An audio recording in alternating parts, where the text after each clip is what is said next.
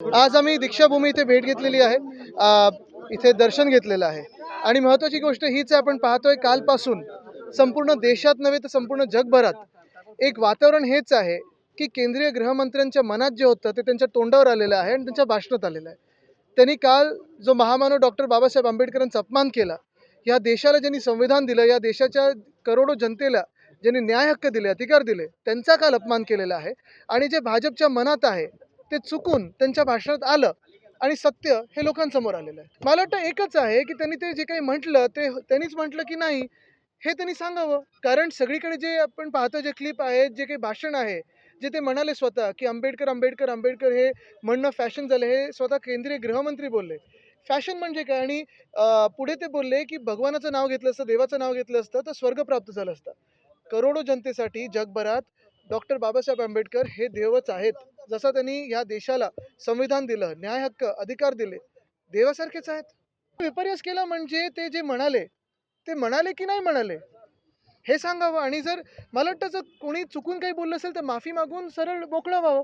पण हे चुकून नाही म्हणाले, हे त्यांच्या मनात होतं. हे भाजपची जी साधारणपणे एक मानसिकता आहे, भाजपला हा देश कसा चालवायचा आहे आणि संविधानाचा अपमान म्हणजे योगायोगाने संविधानावर चर्चा चालू असताना हे सगळं सुरू झालं, हे लोकांसमोर आलेलं आहे. नाही नाही, पूर्ण व्हिडिओ बरोबर आहे, पण त्या पूर्ण व्हिडिओमध्ये हे जे 12 सेकंद आहेत हे गृहमंत्री बोललेत की नाही तेच बोललेत ना. पूर्ण व्हिडिओ जरी पाहिला किंवा 12 सेकंद जरी पाहिले तेच म्हणाले, तेच वक्ते आहेत.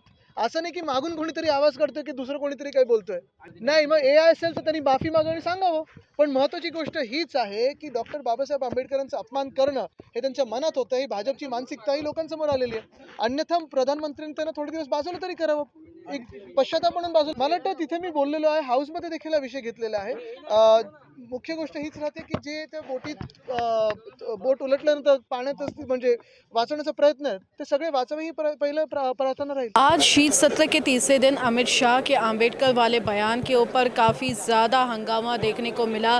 इस बीच शिवसेना यूपीटी नेता आदित्य ठाकरे ने दीक्षा भूमि को भेंट दी। इस दौरान उन्होंने पत्रकारों से बातचीत करते हुए कहा कि केंद्रीय गृह मंत्री ने भाजपा की जो भाषा है उसे बोला है। साथ ही अंबेडकर जो कि महामानव अंबेडकर संविधान निर्माता हैं, उनके ऊपर ऐसा वक्तव्य देश बर्दाश्त नहीं करेगा, उन्हें अपने पद से इस्तीफा दे देना चाहिए।